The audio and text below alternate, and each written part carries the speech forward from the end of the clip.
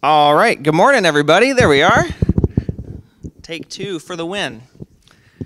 Thanks for sticking out the extra long coffee break today and hanging out for class. This is great. Can everyone hear me okay? Okay. This is week 4 of Exile 101, written in Babylon. And this week we get to talk about one of my favorite things to talk about, which is the prophets, specifically the prophets of the exile. To get started today, we have this question. What is a prophet?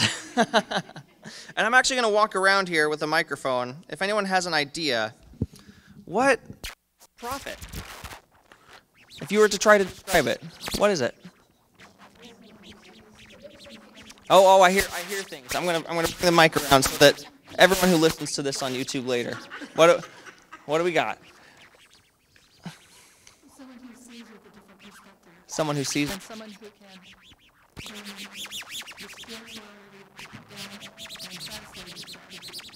Oh, okay. So someone who brings spirituality down. Ooh. I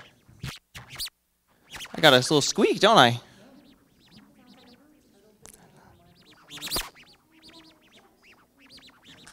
Uh-oh. That's going to be...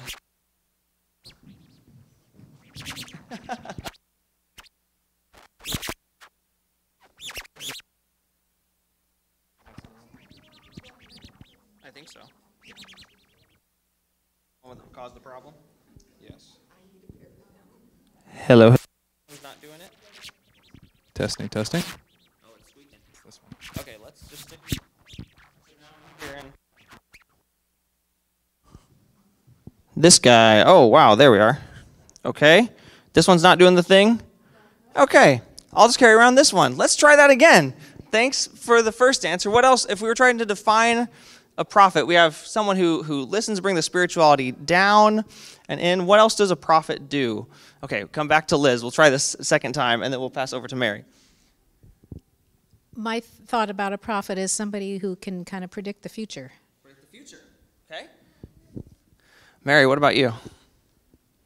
Well, one of the things they do is speak the truth to power. Speak the truth like to power. Nathan to David. Yes. Prophets speak the truth to power. What else do prophets do when you think about them? I think they might have heard the voice of God in their ear, and they want to tell everybody about it. Yeah. Prophets hear the voice of God. Yeah. Sometimes they pretend and lie. Everybody's a prophet. Well, here's a couple things that we have in our text from the prophets of the exile. Jeremiah 1:9 says, "Then the Lord put out his hand and touched my mouth, and the Lord said to me, 'Now I have put my words in your mouth.'" Kind of like what Rachel was saying, like listening, but at this time it's actually the words of God coming through the prophet. In Ezekiel it says, "Mortal, I have made you a sentinel for the house of Israel. Whenever you hear a word from my mouth, you shall give them warning from me." A warning, a sentinel. Sometimes they say a watchman. So do prophets see into the future? Yes and no.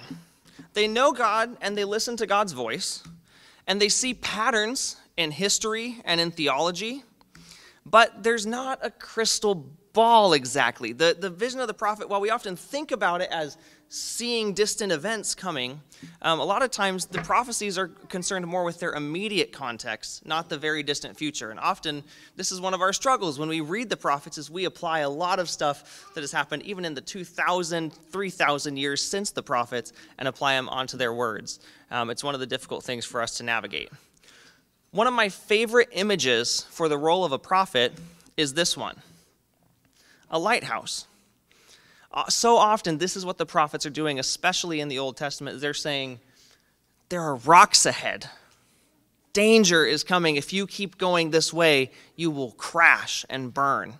So turn.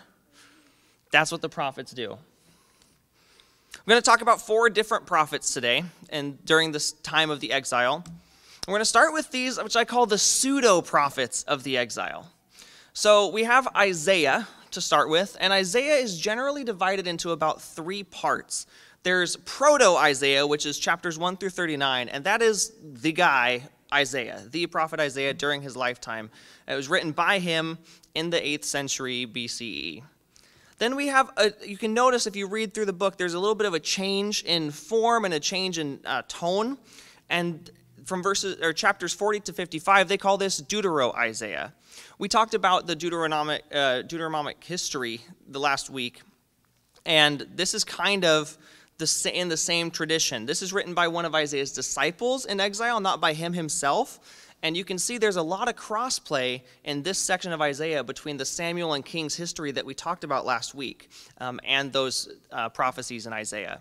And then we have Trito-Isaiah, third Isaiah. Sometimes these are just called 1st, 2nd, and 3rd Isaiah. But in this case, these are the remaining chapters of the book, and they're written after the return from exile. We can tell that because it references the destruction of the temple, which happened during the exile. So there's a common theme in Isaiah, which is judgment and hope for Jerusalem, its people, and its leaders. But we only have part of this book that actually comes from the exile time. A lot of it comes from either way before or after. And then another pseudo-prophet that I call him is Daniel. And Daniel's stories are set during the exile, but it wasn't written during that time. In fact, it was likely written much, much later, probably around the 2nd century BCE. And the evidence for this is that it's partially written in Aramaic rather than all in Hebrew, which signals that it's probably later than the exile time. And there's this famous vision in Daniel that he has of these 4 beasts. And it's interpreted that the 4 beasts represent 4 different empires that are going to come. And one of the most common interpretations of that is that Daniel's actually talking about the empires of Assyria, of Babylon, of Persia, and then of Greece, which is likely the dominating empire that Daniel was written during, which would make a lot of sense, but it wouldn't make a lot of sense if that was written in the exile, because that would be telling way out into the future. So we will have more of Daniel coming next week because it's got a lot of good stories in it, and next week our focus is on stories. But as far as prophecies from the exile, we're going to turn to a couple others. The primary prophets of Israel, we'll start with Jeremiah. Jeremiah is a prophet who was in Jerusalem throughout the exile. In fact, he was, when Jerusalem was conquered, he was taken prisoner, and then he was eventually offered the chance to have safe passage into Babylon in exile, but he said, no thanks, if it's okay, I'll stay. And he stayed at the hands of, or at the keeping of, the ruler the Babylonians appointed over Jerusalem. So he chose to stay behind with his people. And this whole book is a collection of sermons and writings that were gathered and arranged by a scribe Jeremiah employed, because God came to Jeremiah and said, now you need to write all this down, the last 20 years of ministry you've done in Jerusalem. So he hired a scribe to help gather it all together. So this really reads like an anthology. There are 3 key themes that are in this. One is stop worshiping other gods. We're going to see that theme across all the prophets that we read, the major prophets. The second is God has not abandoned the Jews. Even though the temple gets crushed, even though Jerusalem is sacked, even though people are taken away into exile in a foreign land, God has not abandoned us. God is still on our side, but we are just facing the consequences of our actions. And then the third, and this is why Jeremiah was allowed to stick around, don't fight with the Babylonians. He actually says submit to the Babylonians. They are a tool of God. God has brought the Babylonians onto Israel and onto Judah, and will continue to bring the Babylonians onto Egypt and all of the other evil empires of the world, because God is using Babylon to wipe all of the badness away. So our role, don't fight, submit. It's kind of similar language, almost, it sounds, to how Jesus in the New Testament talks about not fighting against Rome. Those who live by the sword will die by the sword, right? It's some sort of inherent wisdom of why cause yourself more pain trying to fight a battle you know you will lose. There's a most famous verse in Jeremiah is Jeremiah 29:11.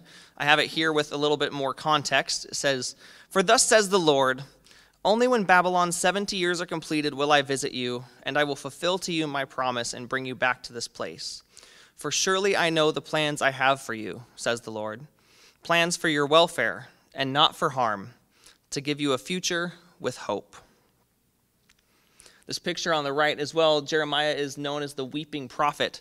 And I got asked about this last week, but the poems of Lamentations are also attributed to Jeremiah during his time in Israel as they were being conquered. So he does all of that. 2 books. The other primary prophet of the exile is someone we're going to get to know really well today, and this is Ezekiel. He's one of my favorite characters in the Bible. Ezekiel was taken into exile with the first group of leaders around 597 BC. So the Babylonians came in, they laid siege to the city of Jerusalem, and when they finally gave in, they took a small, very small group of leaders into exile in Babylon, and then they left the rest behind, including the king, with the understanding of, if you keep paying us your taxes now, pay us our fees as your rulers, then we'll be good to go. We'll be square. So Ezekiel was with that first group. Eventually, we know that they didn't pay their taxes. They refused. The new king in Jerusalem said, we're not going to pay you. And eventually, Jerusalem was totally destroyed. We'll get into that a little bit more later. So nearly all of the book of Ezekiel was written during the time of the exile and by him himself. There are probably some later revisions and edits, as there is with basically everything, but Ezekiel was the one who wrote this. And it shares many themes with the Gospels we talked about of Isaiah and Jeremiah, including condemning idolatry and what idolatry led to in the society, the social justice issues, how they treated the neighbor, the widow, the foreigner. Those are big issues. Ezekiel also focused on a hope that God will renew the hearts of God's people, and a new creation is coming. A new creation. And in all 3 Gospels, new creation really centers around the Judah and the place that is Jerusalem. Those are our key themes. I want to do a little activity to get us into the mindset of Ezekiel. This is going to be kind of fun and maybe a little silly. We're going to do an activity called What Does Ezekiel See? And Sue has offered to help me with this. Sue's going to come up here on the whiteboard. At the beginning of Ezekiel, there's a vision. And it's a crazy vision. It's kind of all over the place. Each of you has paper on your table, so grab a piece of paper each, you grab a pen. Sue, I recommend those small expos. Those are in good shape. And we're all going to together go a little bit piece by piece through this vision and see if we can draw on our paper, make some sense of what is being seen here. Sue's an artist, she says, a very talented artist. She said, Mona Lisa, please. And then she stepped up here. So if you need some help, you can see what Sue is doing for inspiration. She'll be your leader, and I'll be your reader. And everyone can try to kind of create on your own paper some things. We'll go slowly so you have time, but my advice is this. Focus on general forms and shapes. Don't go for details, or we'll be here for a while. So, what does Ezekiel see? He is alongside, set yourself in the mindset of Ezekiel. He's sitting on the river in exile in Babylon by their refugee camp, and he sees this storm cloud coming from the west. He says, I looked. I saw an immense dust storm coming out of the north from an immense cloud with lightning flashing from it, a huge ball of fire glowing like bronze. An immense dust storm, an immense cloud with lightning flashing from it. I will say I've done a little bit of what's hopefully helpful and used the Message translation for this vision for you because anything else is crazy hard to understand.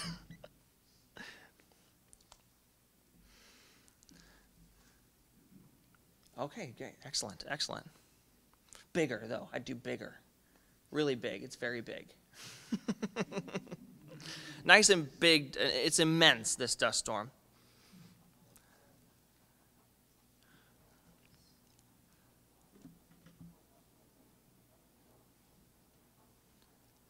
Within the fire were what looked like 4 creatures, vibrant with life. Each had the form of a human being, but each also had 4 faces and 4 wings. Their legs were as sturdy and straight as columns, but their feet were hoofed like those of a calf and sparkled from the fire like burnished bronze.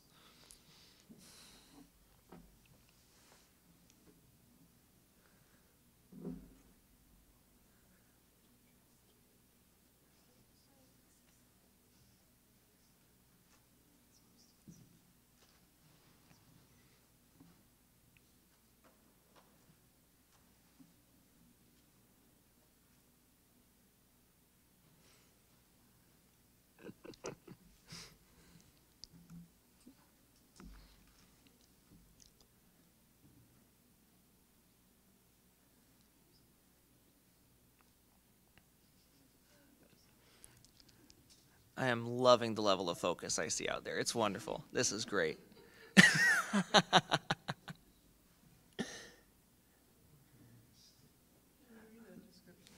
I'll read that last description again, sure. Within the fire were what looked like 4 creatures vibrant with life. Each had the form of a human being, but also had 4 faces and 4 wings. Their legs were as sturdy and straight as columns, but their feet were hoofed like those of a calf, and sparkled from the fire like burnished bronze. Oh, Judah's going to help us out. I should have asked Judah to help us with the art. Okay. Here's a little more detail for you. Their faces looked like this. In front, a human face. On the right side, the face of a lion. On the left, the face of an ox. And in the back, the face of an eagle. Like I said, focus on general forms and shapes. Don't worry about the details, people. So much for the faces, he says. The wings were spread out, with the tips of one pair touching the creature on either side. The other pair of wings covered its body, and each creature went straight ahead. Wherever the spirit went, they went, and they didn't turn as they went. So they're close together, I guess.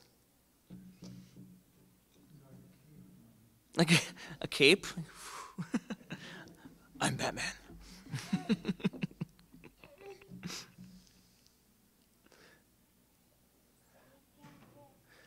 Oh, I'm loving it. I'm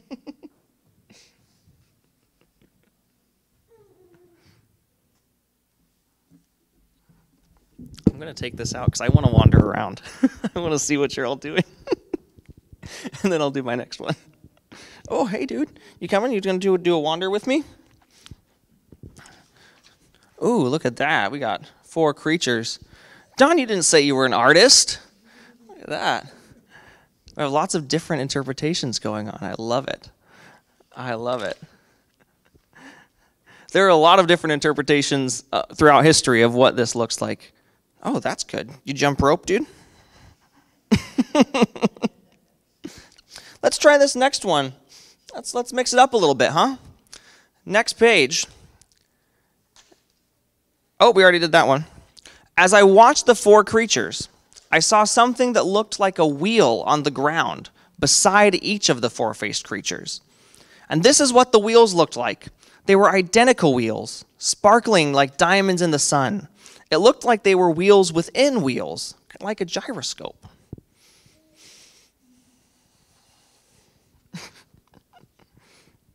Hey. If you need to read the instructions, they're in the printout of the PowerPoint as well, if you don't want to look at them up there. No, it's kind of small. How's our art leader doing? Hey, you're doing well. There we go. Stick with your musical art form. Yeah, don't quit your day job.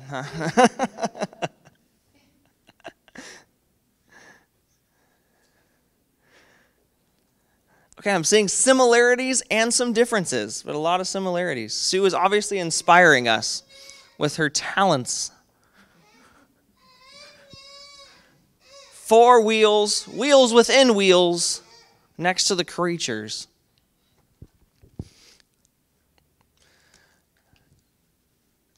What am I stuck on here? Okay. Over the heads of the living creatures was something like a dome, shimmering like a sky full of cut glass vaulted over their heads. And under the dome, one set of wings was extended toward the others, with another set of wings covering their bodies. I'll read that one again. Over the heads of the living creatures was something like a dome, shimmering like a sky full of cut glass vaulted over their heads. And under the dome, one set of wings was extended toward the others, with another set of wings covering their bodies. I didn't write it, folks. If I had a vision, it'd be much clearer, I promise.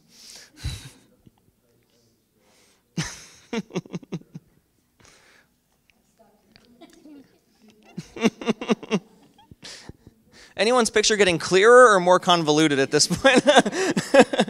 We don't feel like we're getting a clearer picture. Want to read the next one with me? Above the dome, there was something like a throne, sky blue like a sapphire, with a human-like figure towering above the throne.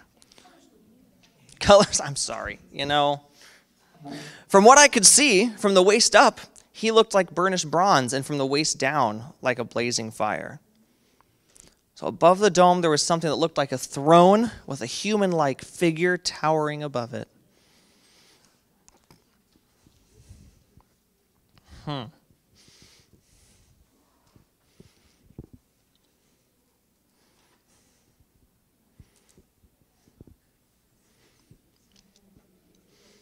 Stick figures are perfectly acceptable at this point. Go with what you got, folks.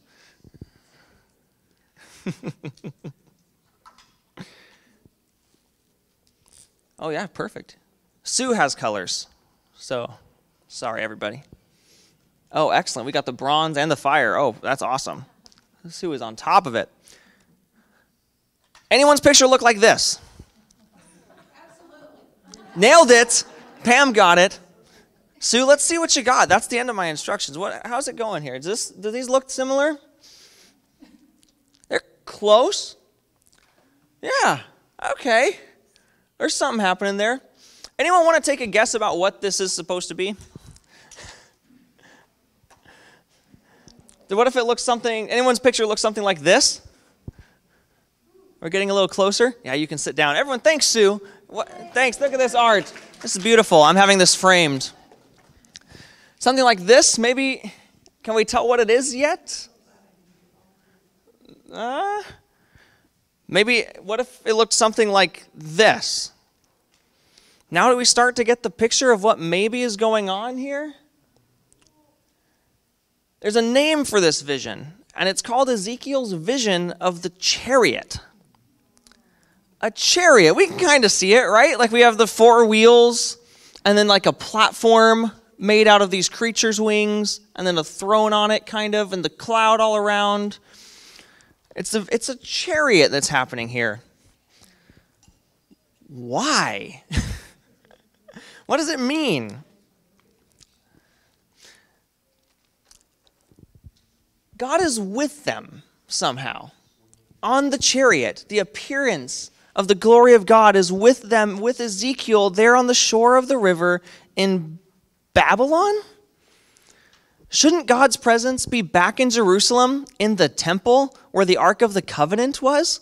Because that's where God always was, right? They had the Ark, which contained the Ten Commandments, and it lived in the very center of the temple in a place called the Holy of Holies.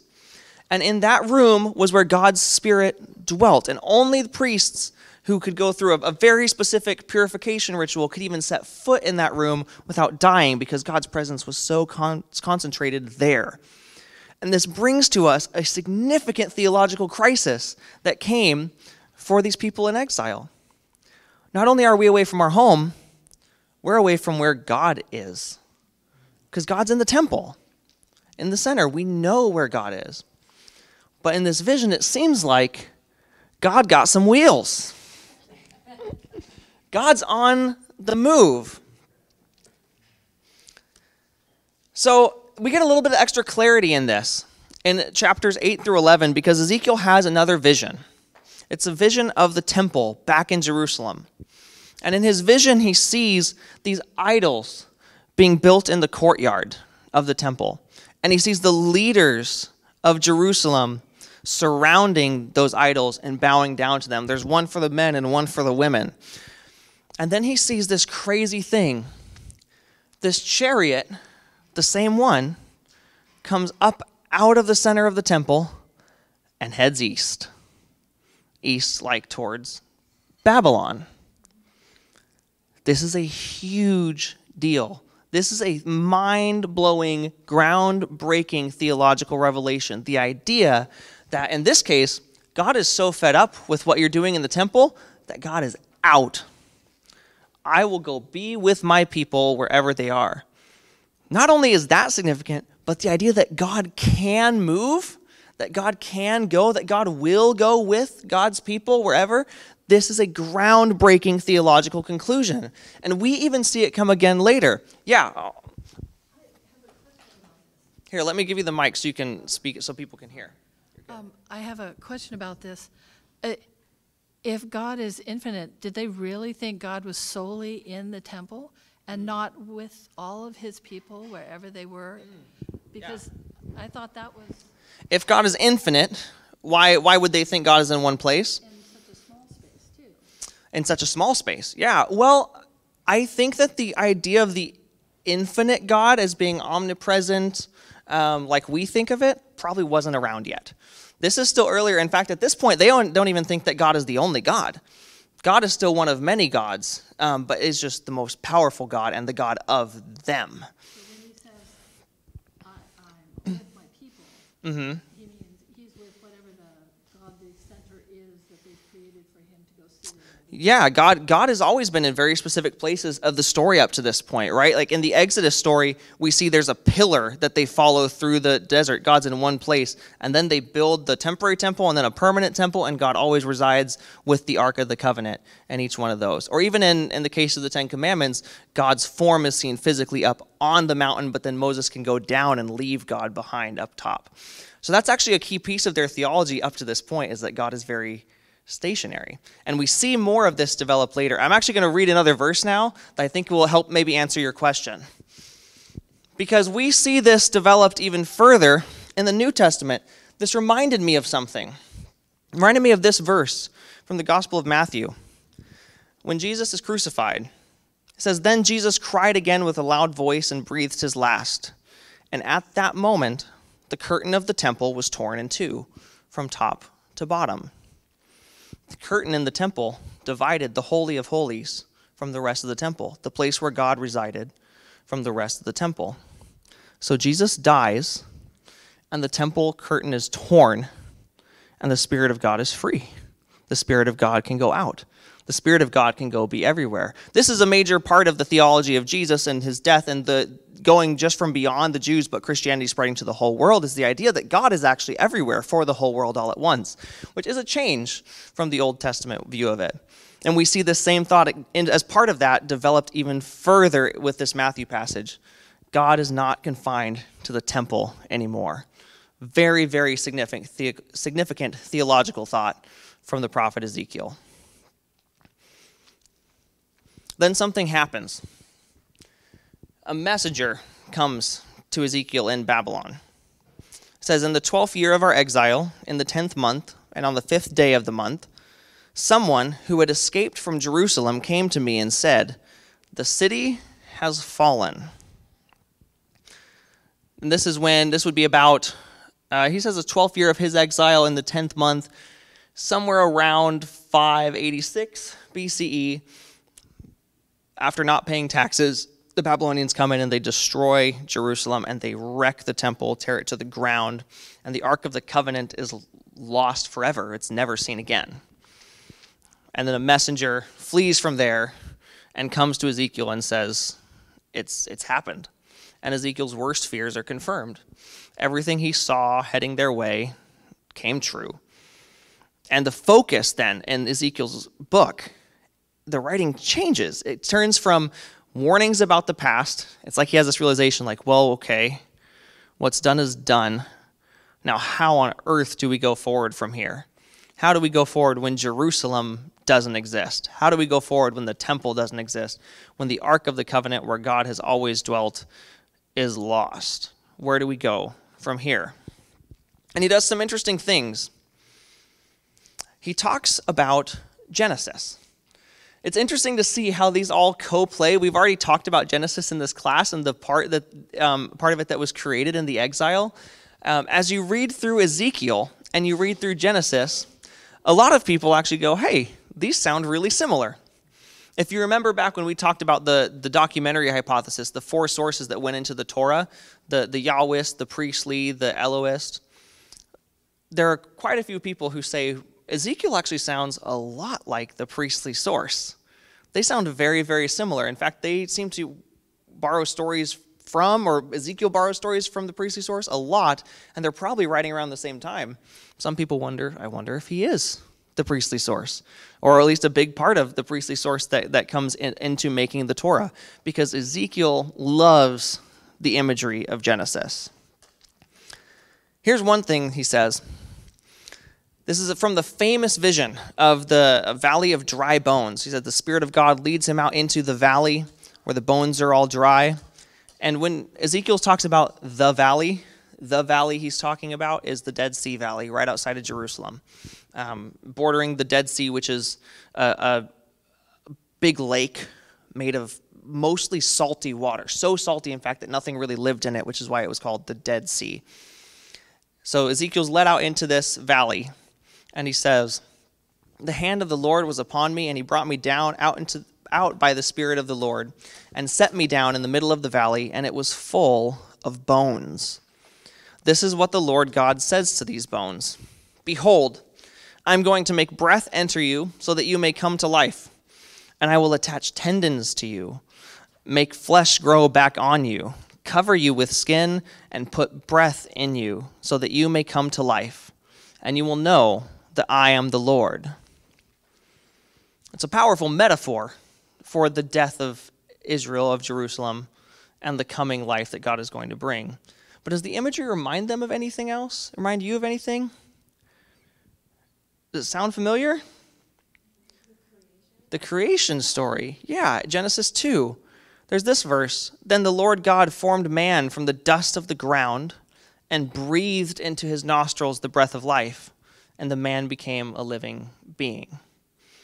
This vision from Ezekiel harkens right back to the very first creation of man, saying, okay, now God's going to have to do it again. God's going to have to make people over again. And this is a common theme throughout all of these prophets, but really throughout Ezekiel is the heart of people is going to have to be made new.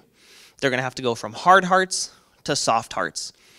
We still use that imagery all the time, right? God changing our hearts, God giving us new hearts. And this really is sourced back to the Gospel of Ezekiel, and he sources it back to the very beginning of creation in Genesis 2.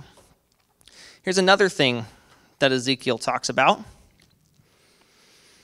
He has this other vision that helps him talk about a new beginning. And it's a really strange vision. You can see in this picture, it's not super big, but you have the handouts there if you'd like to look at them. There's Ezekiel, and he's wading in some water, and behind him is this bronze person carrying a stick. And the stick isn't for beating Ezekiel, not this time. He has a lengthy vision, and it happens over the last 8 chapters of the book. This person, whoever they are, with the bronze and with the measuring stick, takes Ezekiel on a tour of Jerusalem in the future, basically.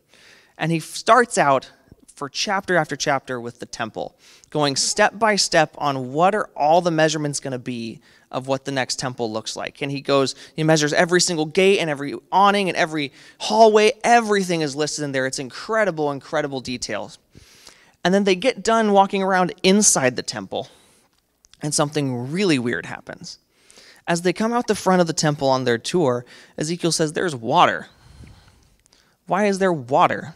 And they walk around to the side, and they see a stream of water is pouring out from beneath the temple. And the guy with the measuring stick, they walk out 1,000 units. They measure it out. And at that point, the water's just up to their ankles. It's flowing out into the desert to the east. And they go another 1,000, and it's up to their knees. And then they go another 1,000, it's up to their waist. And another 1,000, it's up to their chest. And then after that, it's a roaring river so deep that Ezekiel can't even wade across it. This river, starting at the temple, is pouring out into the desert in the east. And it says this, and it will come about that every living creature which swarms in every place where the river goes will live. And there will be very many fish, for these waters go there, and the others become fresh. They go there to the Dead Sea, and this river is so powerful that the salt water of the Dead Sea becomes fresh water, teeming with life. So that everything will live where the river goes. And by the river on its bank, on one side and on the other, will grow all kinds of trees for food. Their leaves will not wither, and their fruit will not fail. They will bear fruit every month, because their water flows from the sanctuary. and their fruit will be food for food, and their leaves for healing. Does that picture painted sound familiar to anybody? Because it even looks, this picture of Ezekiel's vision even looks like a lot of other pictures, like this one, which is a picture of the Garden of Eden, a depiction.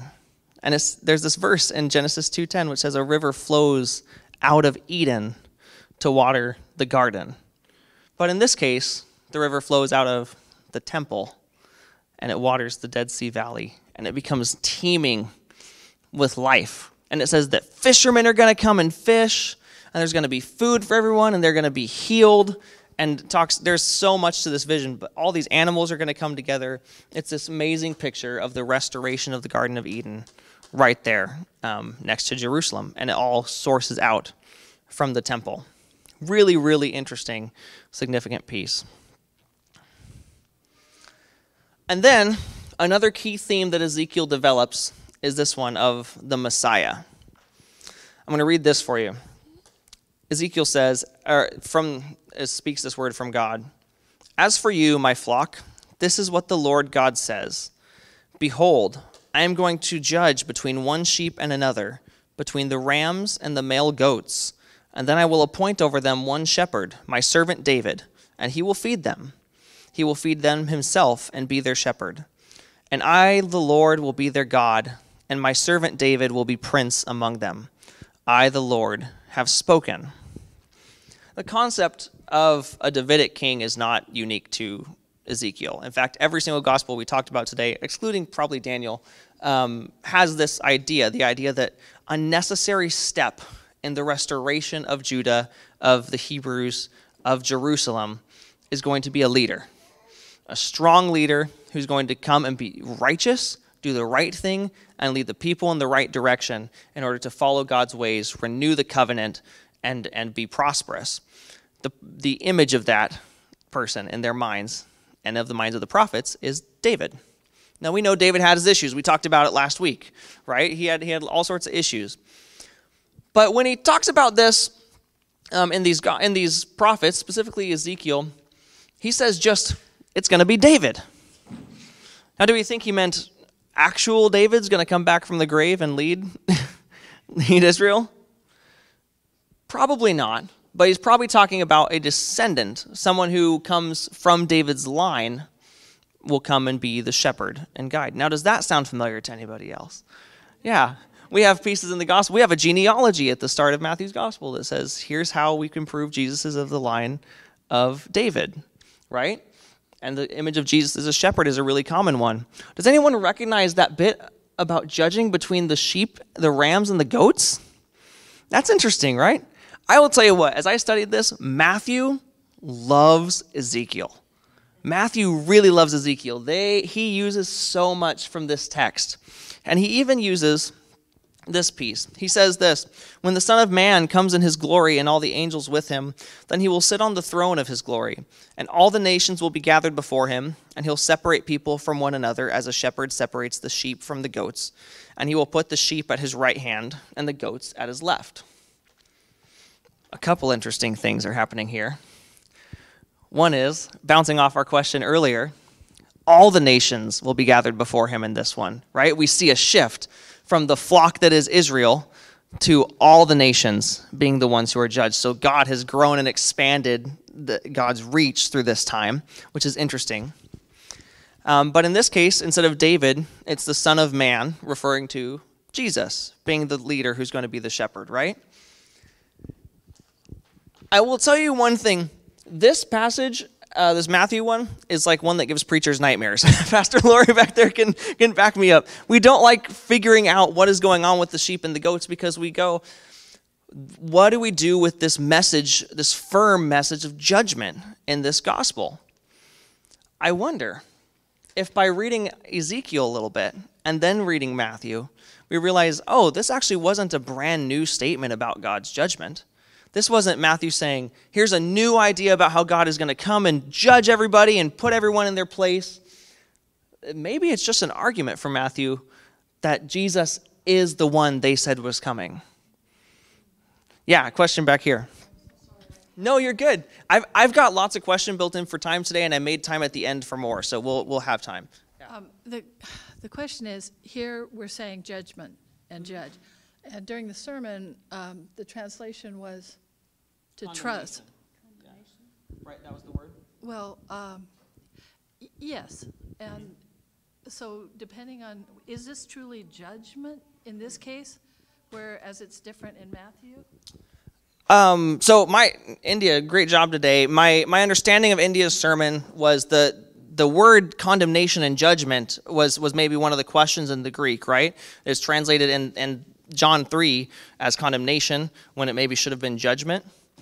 Judgment is correct, and this is an ongoing theme, right? God's judgment, deciding what is good and what is not, is definitely an ongoing theme. When I talk about judgment, I often bring up something I learned from Pastor Mark, which was, of course, from Dietrich Bonhoeffer. This is maybe just a helpful thing. We'll get back into this, but Bonhoeffer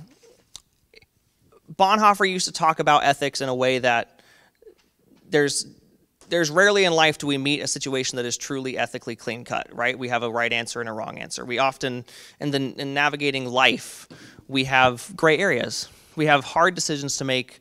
Sometimes a decision helps someone and hurts others, and we have to decide what is the best thing to do.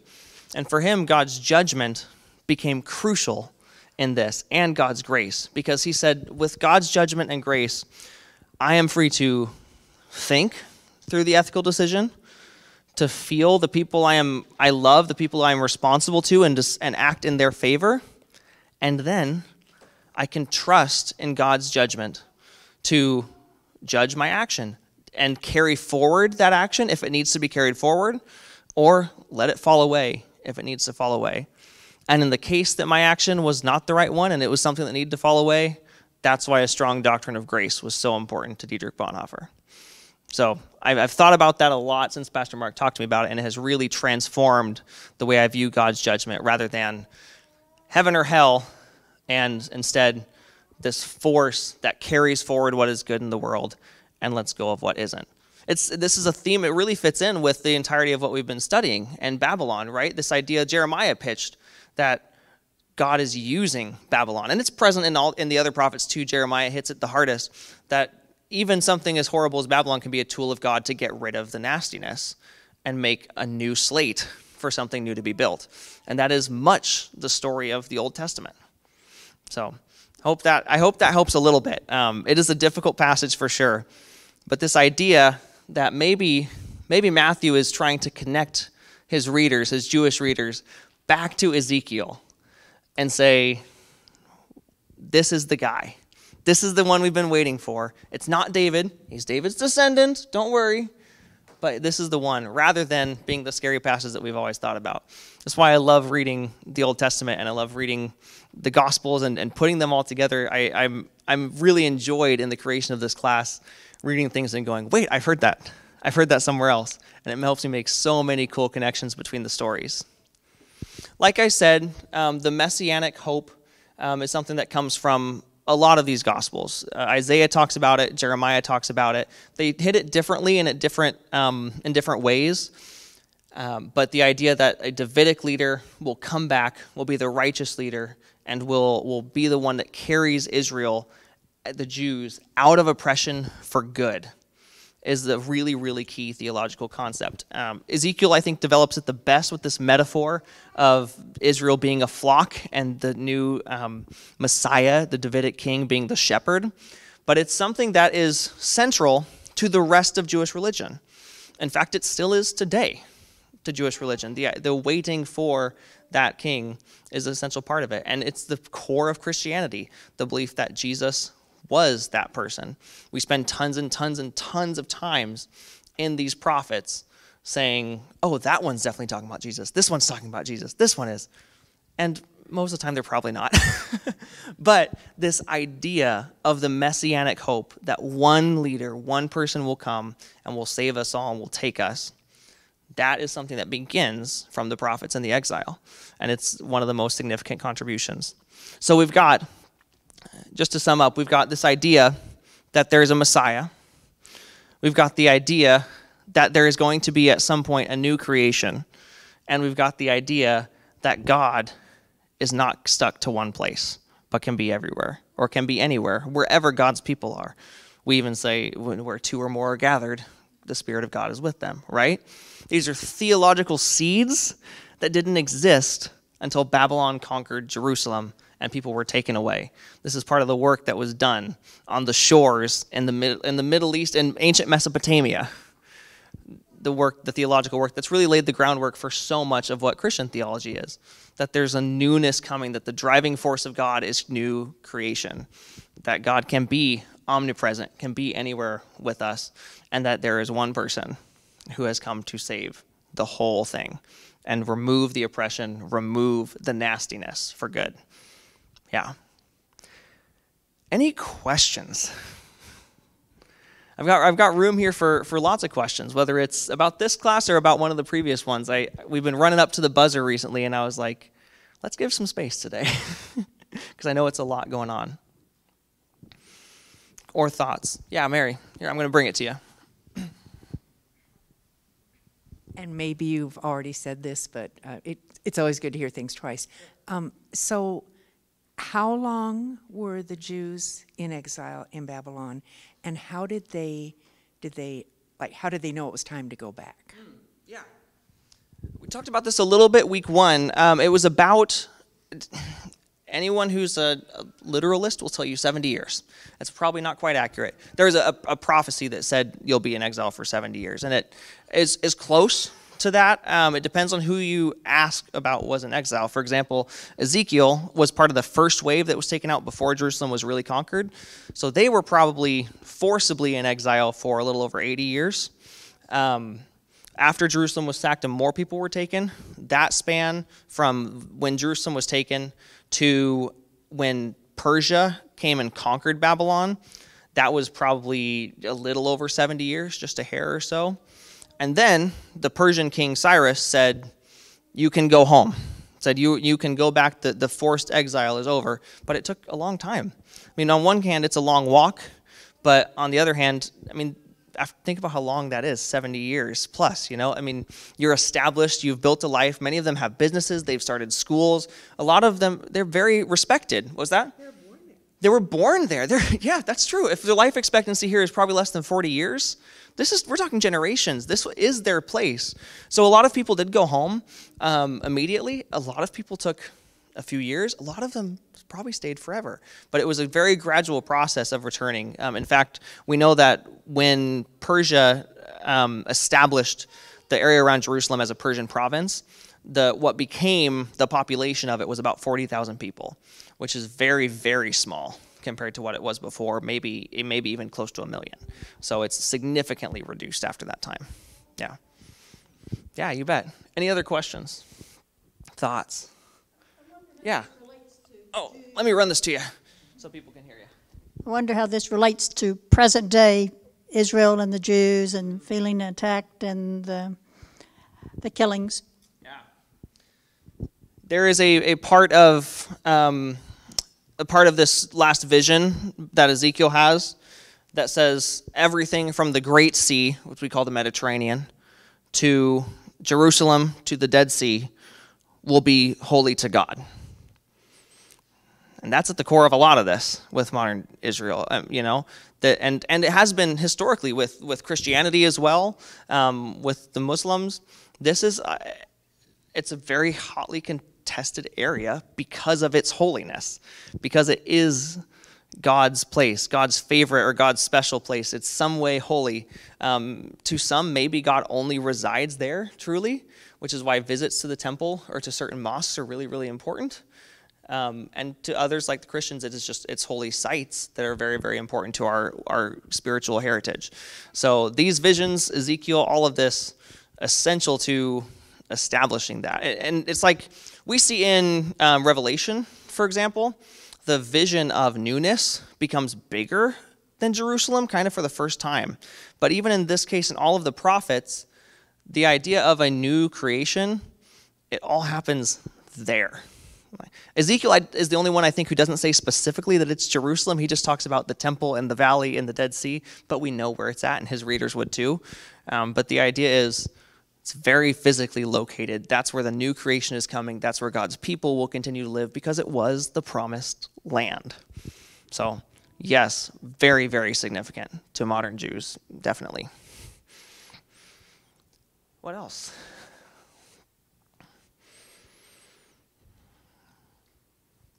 Yeah. I know I could probably just ask you this in the car on our drive home. But while they were in exile, Ezekiel got word from someone who escaped that Jerusalem had been conquered. But they were in Babylon. So who was still living in Jerusalem at that time? And why? What was the significance of why it was conquered? Okay, so the person who got away was, sometimes they say prisoner, sometimes they say refugee, but basically the general understanding is a camp of people when Jerusalem was sacked. More people were taken into exile, and it's one of those people that delivered the message to Ezekiel. The people that stayed behind, most of them died. Those who left were political prisoners in their town. They were captured by the Babylonians because the need to capture Jerusalem was because they weren't paying their taxes, and that probably wasn't the only little rebellion that was going on in Jerusalem, right? They wanted to be their own, so they were prisoners back there. The significance of the destruction of Jerusalem is the temple. That primarily, that the temple was destroyed was huge. In fact, we see you can mark biblical history a lot of times by the era of the temple. There's the pre-temple era before Solomon, when Solomon built the temple. And then the next era, they come back from exile. Ezra and Nehemiah help rebuild the city of Jerusalem, the walls and the temple itself. That's the second temple era.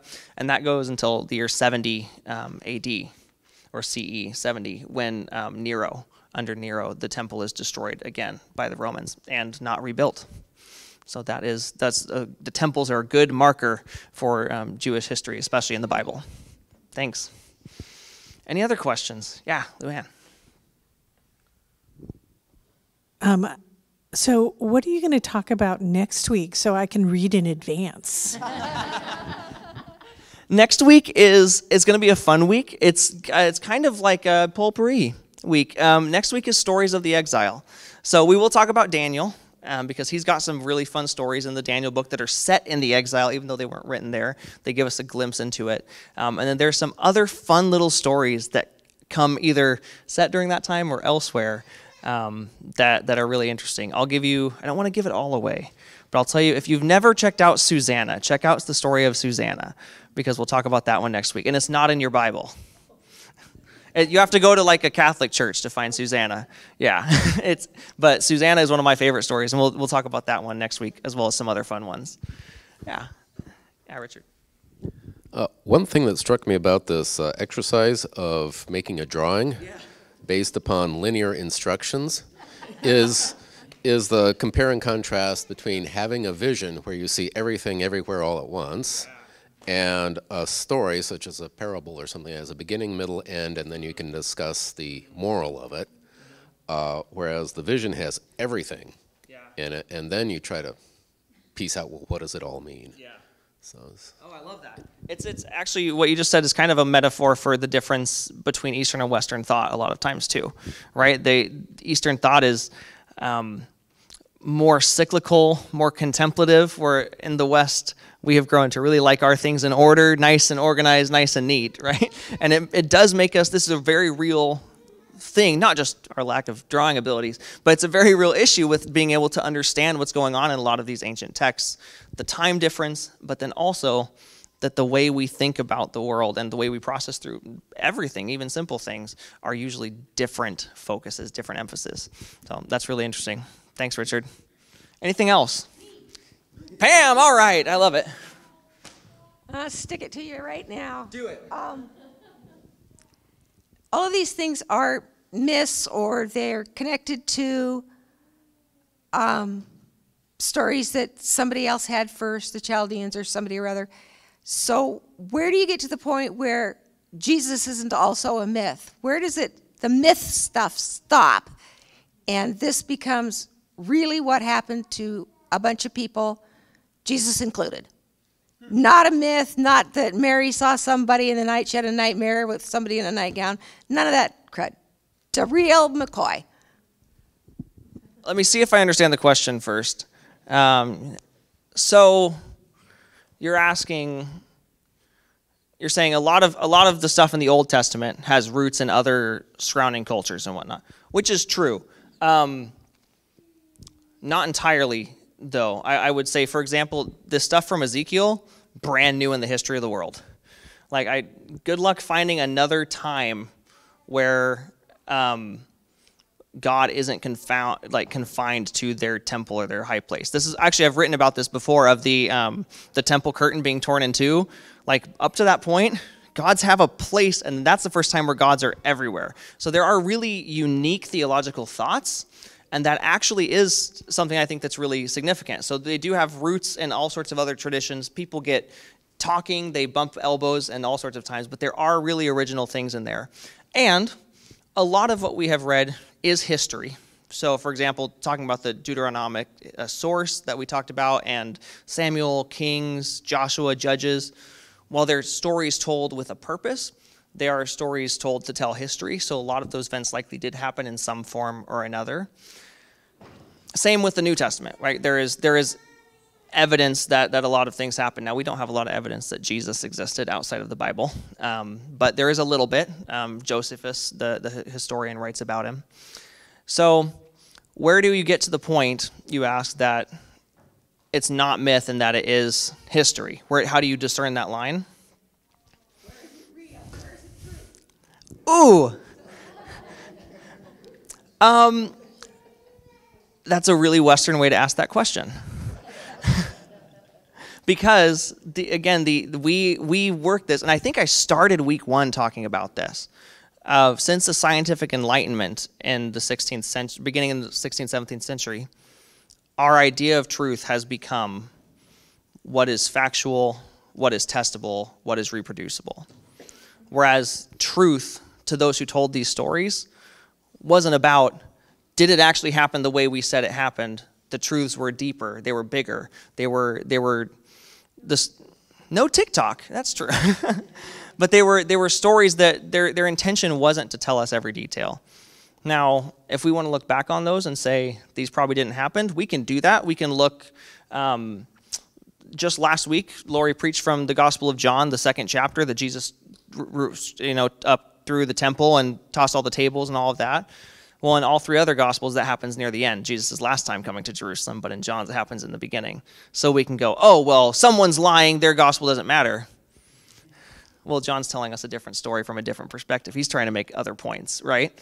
So when we read it, we can ask those questions. And there is value in asking those questions if we want to understand the storylines, how everything happens, how they work together. I do it a lot right now as I'm trying to figure out these authors during the exile. When did they probably write, and how are they playing off one another? Did he know about someone else's writing, and maybe that's why they have similar ideas? And keeping in mind that the historicity of it is not the primary focus of the writers, and they would probably roll over in their graves if that was the number one thing we were concerned about when reading their writings. Yeah. Does that do an okay job? That's a hard question. We'll have to have more conversations on that one. I think it's the wrong question. You don't think so? Let's hear more. Yeah, let's do it. A lot of people that I know who are not Christian, or who are, I'll call them light Christians. Mm-hmm. Like you have Christian, then you have diet Christians. Okay. Yeah.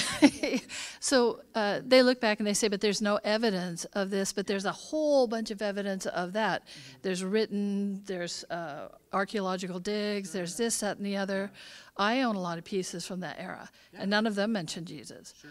I'd love it if they did. But so it is an important question, because you're talking about, fundamentally, when someone looks at your faith and says, well, what are you based on? And if we're basing our faith truly on Jesus' message, then we're basing it on to them a myth. And the point is not that he was real. The point is the philosophy that is embodied by this mythical person. Yes. Which I want to be clear. I never want to say that's not an important question, because I think it's a deeply important one. I just don't think it's the right one to understand what's going on. I'm going to let Lori answer to it before I say more, because I have thoughts. But yeah, let's do it. Well, first of all, thank you. I heard a pastor many years ago talk about true stories and truth stories, and that, you know, Jesus is our truth, or our truth. It's deeper. It's deeper, as Kyler was saying, than science or history. Science is always changing by nature of it. You learn new things. I would say the proof of Jesus is in our action and in our ability to love one another. And, you know, I look at the world and think, well, how can I even know if Jesus is real? Well, I see it in people's compassion and transformation and the power that's really beyond any explanation that you just couldn't expect. And my final thing is this. I think it was Houston Smith who talked about a wall with, you know, you're trying to get to the top of the wall to get enlightenment and learning. And you have this ladder, and you're climbing the ladder, and he goes, you get up there and you realize you've put your ladder on the ladder of science, and that was actually the wrong wall. That wasn't the wall. You're trying to get to the one with meaning. It should be on the wall of meaning and purpose and how to. So, yeah, Luann. I think this is really cool that we can ask these questions and be safe in asking the questions. I agree with you. I will echo this table a little bit more in saying the significance of this question goes beyond to just people who aren't Christians or diet Christians. But I do think that there's another side to the coin, where if the literal historicity of the story becomes the thing that matters, we see Christianity, not diet Christianity, strong Christianity, go way awry. And we deal with a lot of that today, because the purpose becomes, how do I take everything in there literally, because it has to be in order for it to be true and to be valuable. And we're bumping up against that in a lot of Christian culture right now. So I think that one of the things, when I talk about the Bible, I talk about this all the time, this Eastern versus Western way of looking at truth, because it is essential to me that understanding this whole thing, this whole tradition, is about truths deeper than facts. And that's a really, really hard switch for Western people, for us to flip in our brain. It is hard. It is 500 years of the fastest culture development in history ingrained in us and in our ancestors and in everything that shapes our culture. And I think it helps make so much more deep and wide this whole tradition when we get there. Yeah. Any last thoughts? Yeah, I see it bubbling. No? You're going to hold? Okay. Yeah, Pam. So, okay, then it ties to our actions. It ties to how we became LGBTQ, whatever, church. Sure. We decided that Jesus was love, and the love was bigger than men shouldn't wear women's clothes and women shouldn't wear men's clothes. All that stuff that's in the Bible that people beat you down with. We chose to go with Jesus said, I love everybody. And so we're not choosing to fight. Right? Have I got it? It's an ongoing process of discerning, right? Like what are the core bits, and then what were the details that were meant for a specific time. And there's no formula to do that 100%. But that's why, and again, I'm circling right back to Bonhoeffer. Like we listen, we read, we study, we do our best to make those wise decisions, and then we trust God. We trust God's grace to forgive us if we choose wrong, and then we trust God's judgment to carry our decisions and our actions forward if they need to be, and let them drop away if they don't, in God's plan. Sin boldly. Sin boldly, he said. Anything else? That was Martin Luther. I just want to say that my faith Yeah. My faith is not based on whether the Bible has true sections or real history or anything like that. It's based on those precepts. And I find those precepts to be ideal. And it's something that I want to strive for.